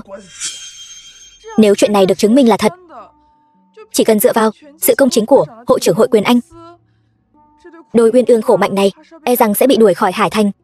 Nhưng mà hội trưởng của chúng ta luôn sống ẩn giật. Dung mạo thật của bà ấy rất nhiều người chưa từng thấy. Tôi và Lâm chủ trì tuyệt đối không phải loại quan hệ mà anh nói. Cho dù hai người là như vậy, cũng sẽ không thừa nhận. Cẩu nam nữ, tôi khinh. Nghi ngờ ai không được, lại nghi ngờ đến bạn gái của anh trai mình. Nhị đệ, đầu óc kỳ lạ thật. Không phải ai cũng giống như cậu, thích tư thông với người khác. Đại ca, anh ngàn vạn lần đừng để người phụ nữ này mê hoặc. Nếu hai người họ trong sạch, vậy chúng ta có thể mời hội trưởng hội quyền Anh ra để chứng minh sự trong sạch của hai người họ. Anh chắc chứ? Đã nói như vậy rồi. Hội trưởng, mời ngồi.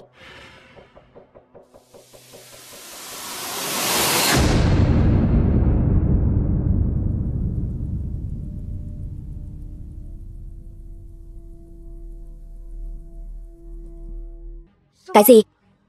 Cô ta là hội trưởng? Trời đất quỷ thần ơi, chuyện này là sao? Vở kịch này xem ra đủ diễn viên rồi. Vở kịch hay sắp bắt đầu rồi. Anh nói cô ta là hội trưởng? Anh đùa tôi đấy sao? Trông chúng tôi có giống đang đùa không? Không thể nào. Sao cô lại có thể là hội trưởng được? Khương An, đừng diễn nữa, cô mau xuống đi. Hàng năm đều là tôi đại diện hội quyền Anh đến Hải Thành, phụ trách hợp đồng 100 tỷ này. Tin rằng với thân phận của tôi, mọi người đều biết mà, phải không? Vì thân phận của tôi là thật, vậy thì thân phận hội trưởng của cô ta cũng không thể giả được. Còn anh Tống nhị thiếu gia, vô cớ đụng độ hội trưởng, thật là uy phong quá nhỉ. Hội trưởng, hợp đồng lần này có cần đấu thầu lại không? Dĩ nhiên. Ngoại trừ Tống nhị thiếu gia, tập đoàn Thịnh Thế gia, tất cả mọi người ở đây đều có thể cạnh tranh.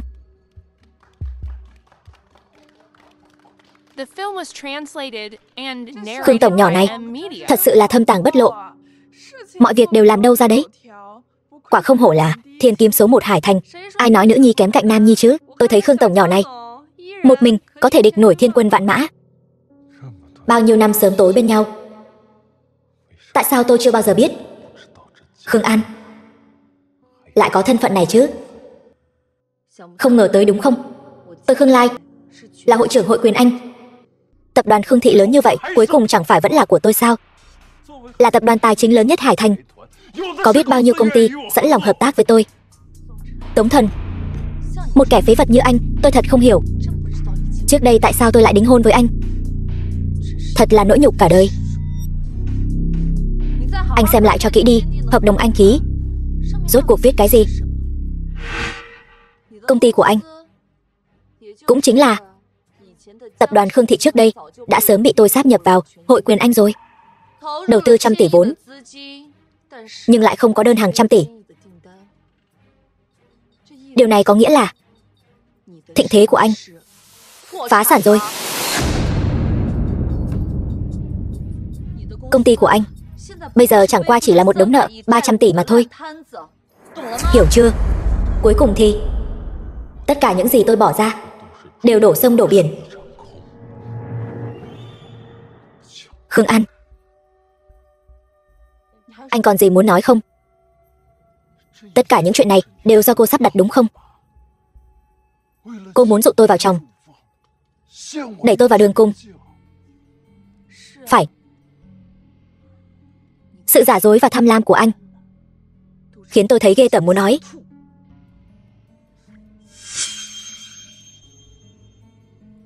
Cô không phải Tiểu An. Cô căn bản không phải Tiểu An. Tiểu An không thể làm vậy. Cô ấy không thể máu lạnh như vậy. Cô ấy cũng không thể đẩy tôi vào đường cùng. Bởi vì cô ấy yêu tôi. Vậy thì anh hãy nhìn lại mình xem đã làm những gì. Thì ra anh cũng biết. Phải. Khương An, cô ấy yêu anh.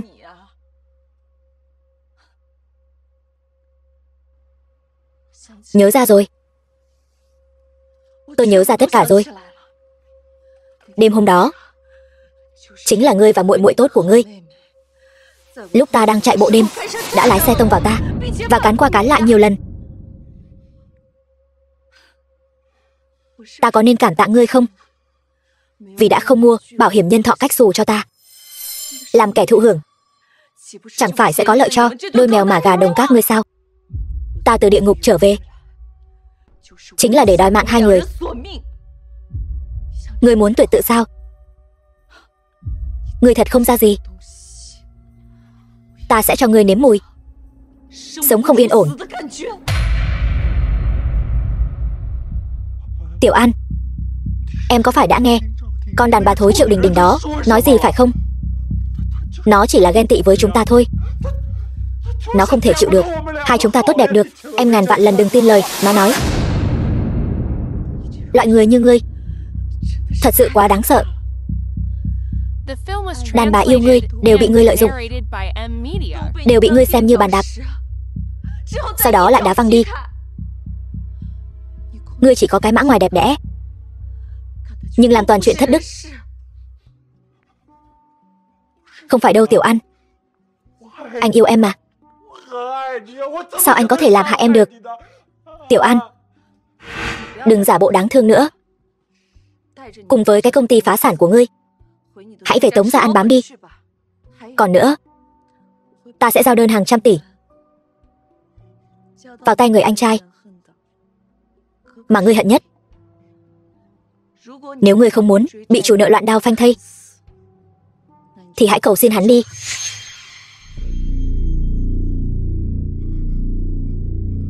Anh ơi, anh cứu em với. Anh bây giờ là bá chủ Hải Thành rồi. Anh có vốn từ đơn hàng trăm tỷ. Anh cứu em với. Em cầu xin anh, cứu em với. Cậu và Tần Tuyệt Vân rời khỏi Tống Gia. Nếu cậu đồng ý, tôi sẽ giúp cậu. Thật là xoay chuyển rồi lại xoay chuyển. Thật sự là 397 nổi. Giống như đường núi 18 khúc quanh, tới mức ta sắp lú lẫn rồi. Lượng thông tin này hơi bị nhiều. Rốt cuộc có ẩn tình gì đây? Lưu tổng trợ lý, đây chính là cách đãi khách của các người sao? Bỏ mặc trưởng bối của mình, ở công ty không hỏi han gì cả. Bà chỉ là vợ kế của cha tôi thôi, có tư cách gì mà tự xưng là trưởng bối trước mặt tôi? Tống tổng thật là bận rộn, gặp anh một lần còn khó hơn lên trời. Tần phu nhân, nếu bà không có việc chính đáng nào khác, tiễn khách. Tống Vũ Hành, ngươi hãy tôn trọng ta một chút. Bà bày mưu tính kế khiến cha tôi ruồng bỏ người vợ Tào Khang, rồi lại không biết xấu hổ mà gả cho ông ấy. Bây giờ lại đến tính kế tài sản của ông ấy. Loại người không biết xấu hổ như bà còn muốn được tôn trọng sao? Tống Vũ Hành, bà sẽ phải trả giá cho những việc làm của bà hôm nay. Tống Vũ Hành, ta đến đây để nói cho ngươi biết, tương lai của Tống Gia chỉ có thể rơi vào tay bọn ta. Ta rất mong chờ.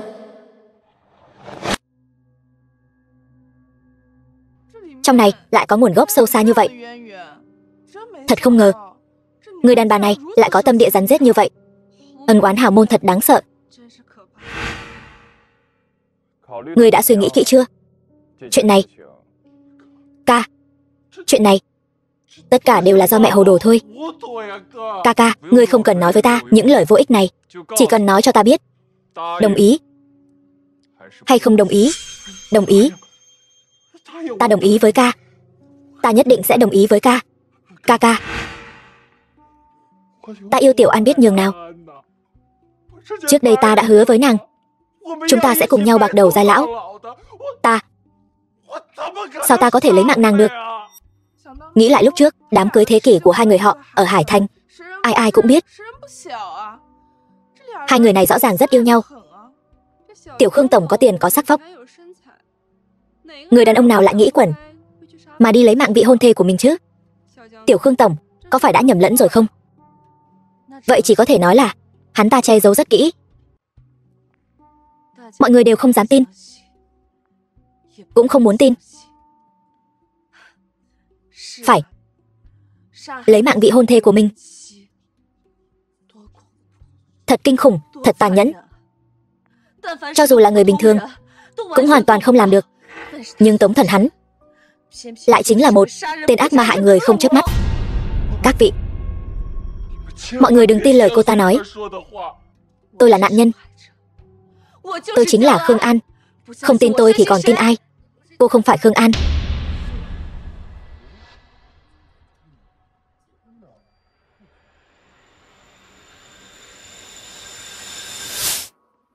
Tôi mới là Khương An.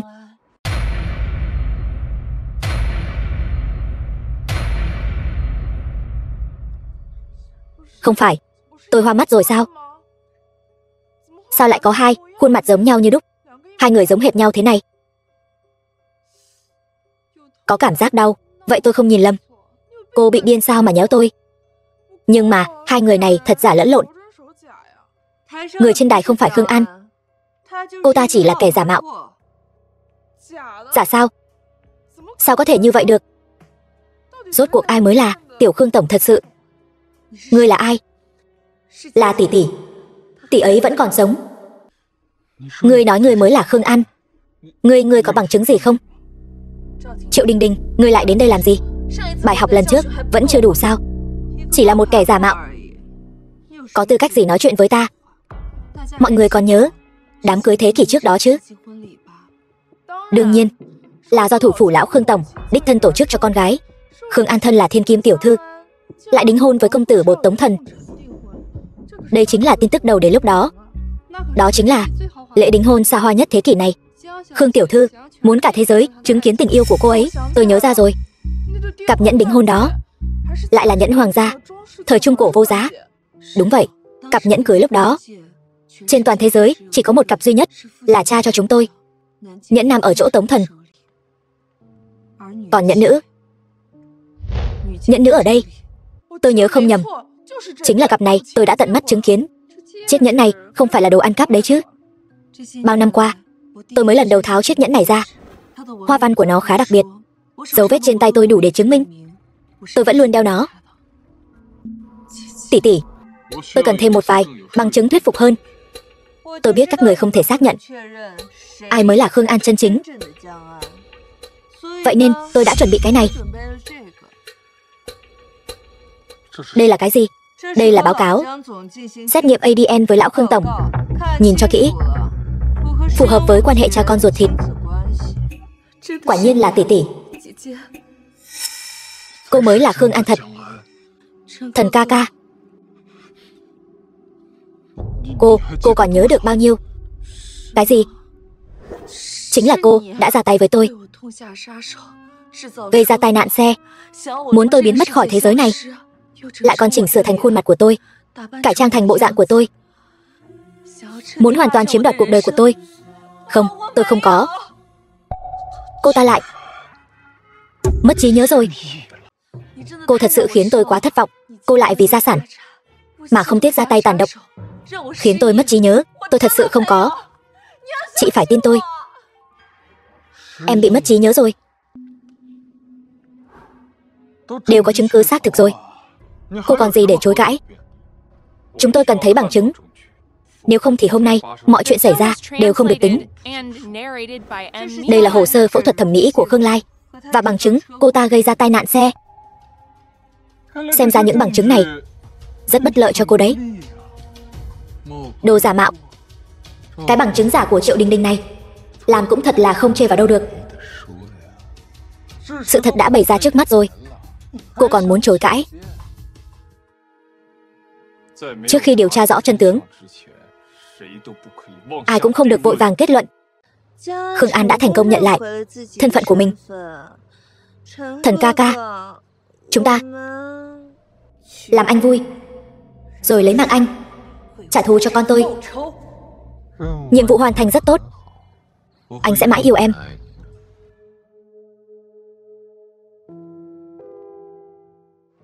Cô không ngờ sẽ có ngày hôm nay chứ. Cô nói xem, nếu sớm biết hôm nay thì lúc trước sao phải làm vậy?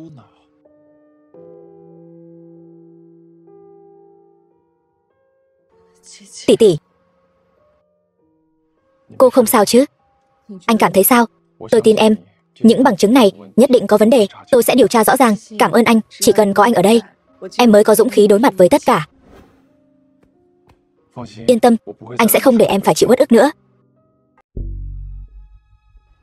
Kế hoạch tiếp theo này phải dựa vào em rồi. Thần ca ca yên tâm, tất cả đều nằm trong tầm kiểm soát của em. Khương tiểu thư, tôi có vài điều về cô ta muốn nói với cô. Được, cô nói đi. Thật ra người phẫu thuật thẩm mỹ này và kẻ chủ mưu gây ra tai nạn xe hơi là hai người khác nhau. Chính là người luôn ở bên cạnh cô ta, Tống Vũ Hành. Sao có thể như vậy được? Tống Vũ Hành, sao lại là anh ta chứ? Cô không tin sao? Tôi có bằng chứng. Tất cả những điều này đều do Tống Thần điều tra. Anh ấy vẫn luôn âm thầm quan sát nhất cử nhất động của Tống Vũ Hành. Những bằng chứng này có đáng tin cậy không? Tất nhiên là đáng tin cậy. Tất cả đều đã được Tống Thần xác nhận. Đây đều là những bằng chứng không thể chối cãi. Cô thử nghĩ xem, tại sao Tống Vũ Hành lại luôn bênh vực cô ta như vậy? Chính là vì giữa hai người bọn họ có bí mật không thể tiết lộ. Nếu thật sự là bọn họ, tôi nhất định sẽ không tha cho bọn họ. Triệu tiểu thư, cô làm rất tốt. Tiếp theo chúng ta chỉ cần chờ Khương An mắc câu, sau đó thuận nước đẩy thuyền, khiến Tống Vũ Hành thân bại danh liệt. Mọi thứ đều đang diễn ra theo đúng kế hoạch. Khương An đã tin những gì tôi nói. Không bao lâu nữa, cô ta sẽ đi tìm Tống Vũ Hành để đối chất. Lần này Tống Vũ Hành e rằng khó thoát khỏi kiếp nạn. Chỉ cần kế hoạch diễn ra suôn sẻ, thì tài sản của Khương gia và Tống gia đều là của chúng ta. Kế hoạch thật là hoàn hảo.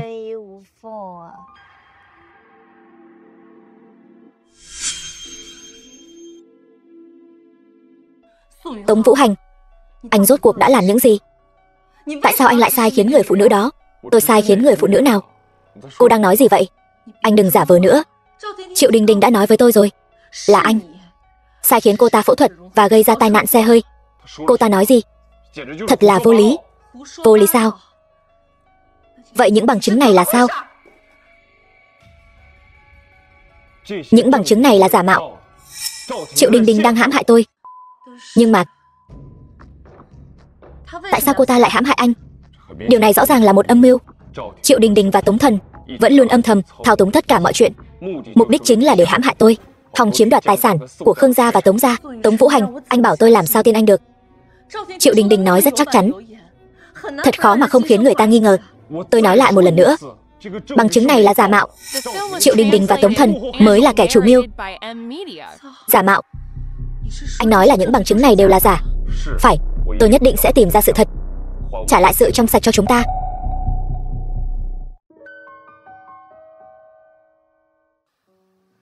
Chị không tin tôi, Tống Vũ Hành cũng không giúp được tôi. Tôi rốt cuộc phải làm sao bây giờ?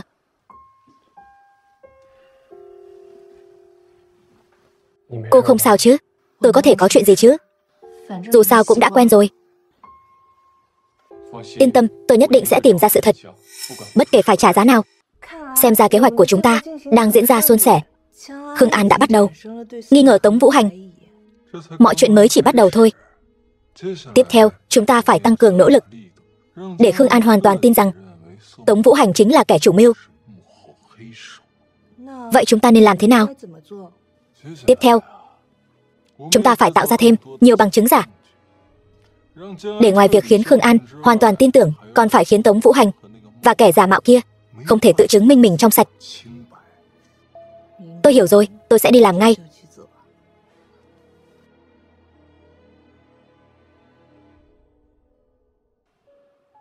Chẳng lẽ những bằng chứng đó đều là giả sao? Tống Vũ Hành, anh rốt cuộc đang che giấu điều gì? Khương tiểu thư, tôi lại có thêm bằng chứng về Khương Lai, và Tống Vũ Hành muốn cho cô xem. Cô lại muốn nói gì nữa? Những bằng chứng này có thể chứng minh Tống Vũ Hành đứng sau giật dây việc Khương Lai phẫu thuật và gây ra tai nạn xe. Thậm chí còn có thể liên quan đến những hành vi vi phạm pháp luật nghiêm trọng hơn. Những bằng chứng này là thật sao? Chắc chắn là thật. Đây đều là do Tống Thần đưa cho tôi. Anh ấy vẫn luôn âm thầm điều tra Tống Vũ Hành. Tôi cần chút thời gian để tiêu hóa những thông tin này. Đương nhiên rồi Khương tiểu thư. Tuy nhiên, cô phải cẩn thận với Tống Vũ Hành. Hắn ta không đơn giản như vẻ bề ngoài đâu. Triệu Đình Đình lại cho tôi xem một số bằng chứng, lần này còn nghiêm trọng hơn. Bằng chứng gì vậy? Có liên quan đến tôi sao? Phải, cô ấy nói những bằng chứng này có thể chứng minh việc em phẫu thuật và gây tai nạn xe hơi là do Tống Vũ Hành xúi giục. Điều này hoàn toàn là bịa đặt. Tôi căn bản không thể nào làm những chuyện này. Tôi biết em sẽ không làm những chuyện này, nhưng những bằng chứng này rất thật. Chị tin em thật sự không làm những chuyện này. Tôi sẽ điều tra rõ ràng.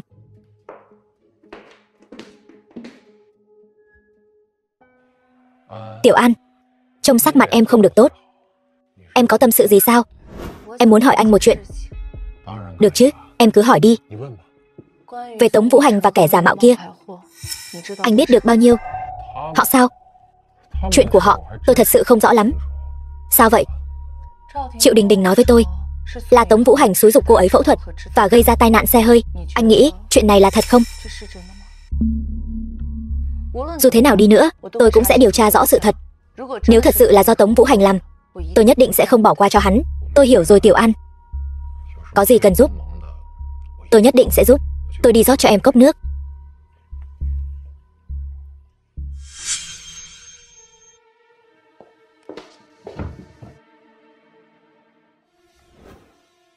Chẳng lẽ những bằng chứng này đều là thật sao? Nhưng tôi luôn cảm thấy có gì đó không đúng. Những bằng chứng này đều là giả mạo.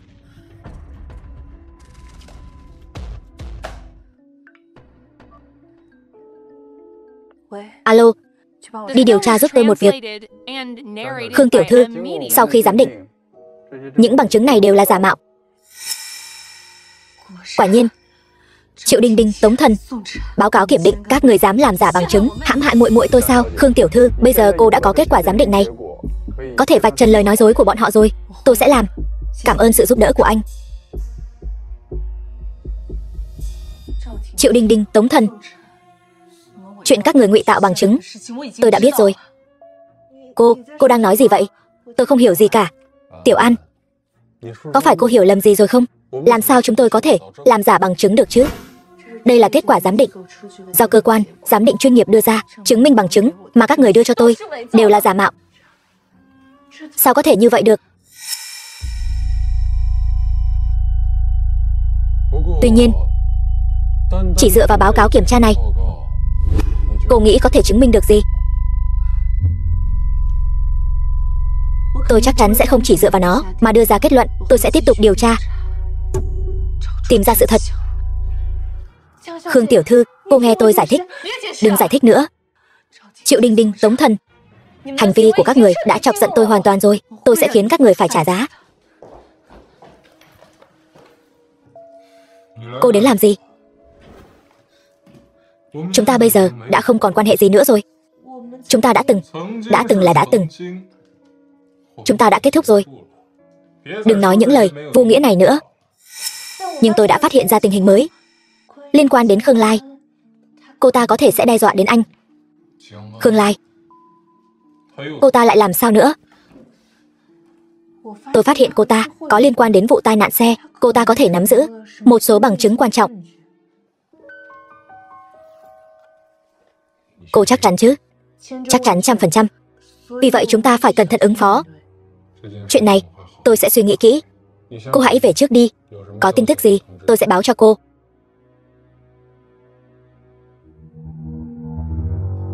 Tống Thần, anh đã vì lợi ích mà bỏ rơi tôi, thì đừng trách tôi không khách khí với anh.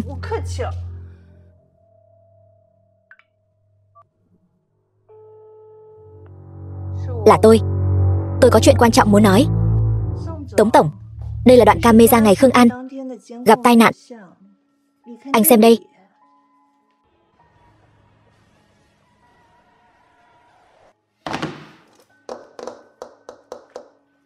Cái con tiện nhân này, cô ta dám làm như vậy sao? Chúng ta phải nhanh chóng hành động. Nếu không, hậu quả sẽ khôn lường. Nói đúng lắm. Tôi sẽ sắp xếp người xử lý chuyện này. Cô làm rất tốt. Tôi đã ghi nhớ. Được phục vụ Thần ca ca là vinh hạnh lớn nhất của tôi. Tống Thần đã tin những gì tôi nói. Hắn ta sẽ sớm ra tay với Khương An thôi. Tốt nhất cô đừng đắc ý vênh váo. Đừng quên thân phận của cô. Thân phận? Tôi bây giờ chính là trợ thủ đắc lực của Tống Thần. Ai còn dám coi thường tôi chứ? Đừng quên, cô đã làm thế nào để có được ngày hôm nay. Cẩn thận đừng chơi với lửa, có ngày bị bỏng. Yên tâm đi, tôi tự biết lượng sức mình. Đợi Tống Thần giải quyết xong Khương An, tôi sẽ lợi dụng hắn ta để nắm hoàn toàn quyền lực của công ty. Thật ngây thơ. Tống Thần là người mà cô có thể dễ dàng khống chế sao? Thôi được rồi, đừng nói mấy lời nhàm chán nữa. Tôi tự có tính toán của riêng mình. Chỉ cần tìm được những tài liệu này, tôi sẽ có thể hủy diệt hoàn toàn Khương An.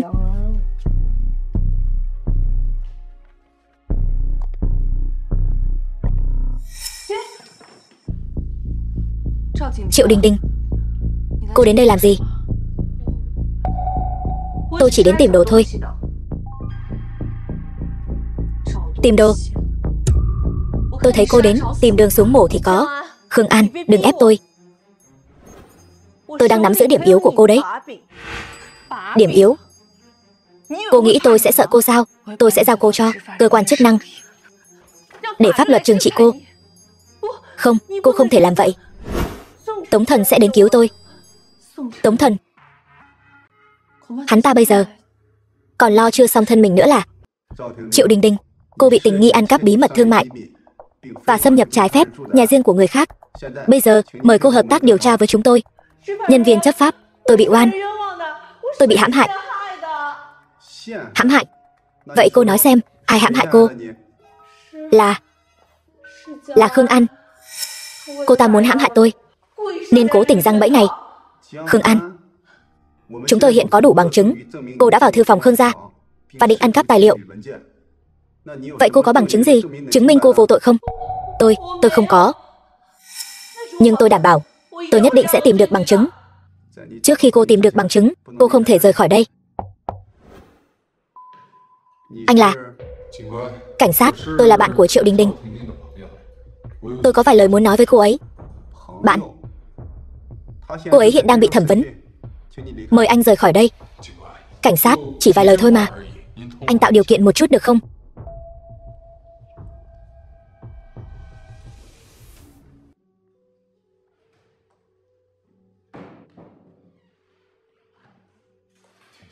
Đình Đình, cô sao rồi?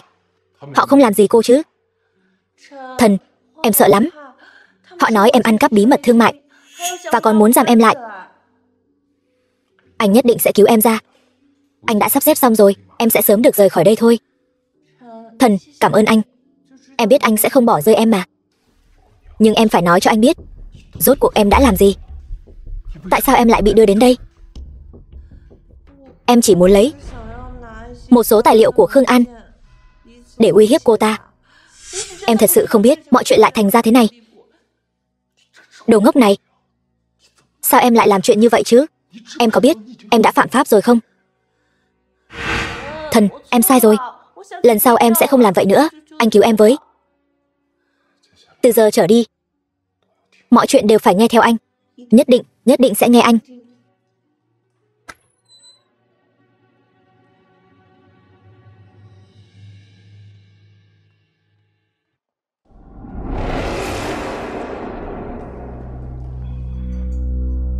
Ở đây hẳn là an toàn rồi.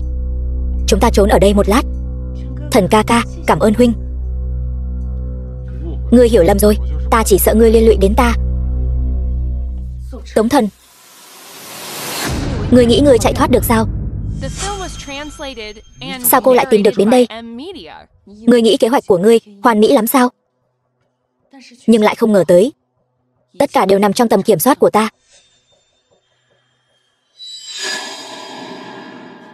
Ngươi, Đinh Đinh, muội đi trước đi. Ta cản bọn chúng lại, nhưng mà không nhưng nhị gì cả. Đi mau. Lên cho ta.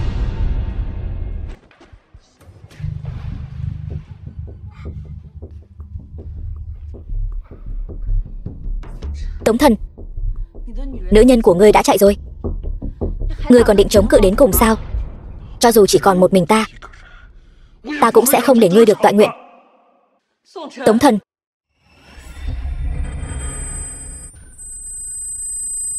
còn nhớ hài tử của chúng ta không? Hài tử, nó vẫn luôn nhìn ta từ trên trời. Ta phải báo thù cho đứa trẻ đó.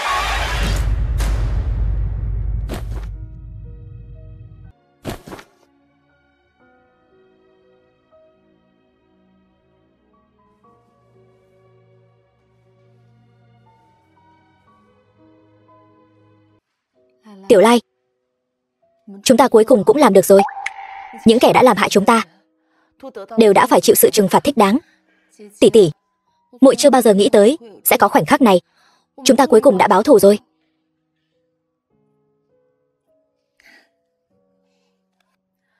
Thưa các đồng nghiệp, trải qua khoảng thời gian nỗ lực vừa qua, công ty của chúng ta đã hoàn toàn đổi mới.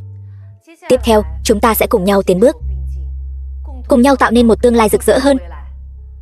Tôi tin rằng, với sự nỗ lực chung của mọi người, chúng ta nhất định sẽ đạt được mục tiêu.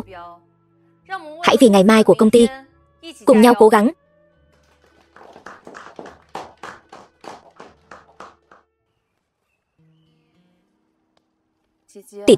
Tỷ có biết không? Mỗi lần nghĩ đến việc tỷ bị hại, trái tim muội như bị xé nát vậy. Nhưng giờ đây, muội cuối cùng cũng có thể buông bỏ một số gánh nặng rồi. Muội, ta biết rồi. Những tháng gần đây, muội đã hy sinh quá nhiều.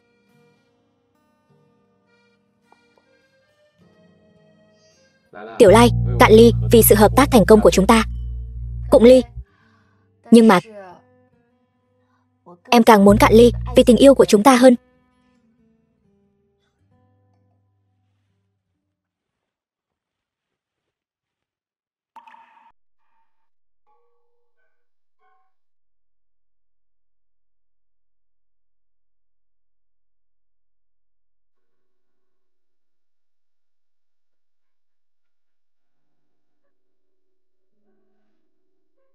Em nói đúng. Cạn ly vì tình yêu của chúng ta.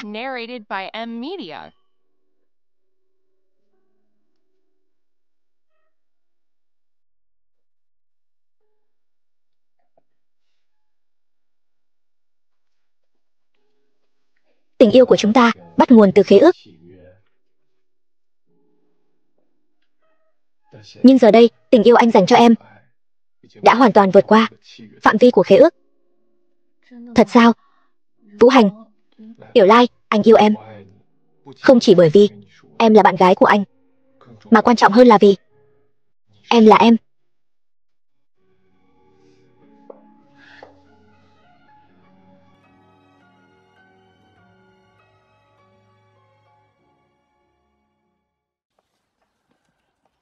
Tiểu Lai, em xem xuân ý rạt rào này. Anh hy vọng tình yêu của chúng ta cũng có thể giống như ánh nắng ấm áp của mùa xuân này. Vâng, Vũ Hành. Em thật sự không ngờ tới khế ước của chúng ta lại có thể đi đến bước này. Tiểu Lai, điều anh muốn nói với em là, dù sau này có chuyện gì xảy ra, anh cũng sẽ luôn ở bên cạnh em, bảo vệ em, yêu em. Vũ Hành, em cũng sẽ như vậy. Chúng ta cùng nhau hướng tới tương lai, cùng nhau kiến tạo cuộc sống hạnh phúc thuộc về chúng ta.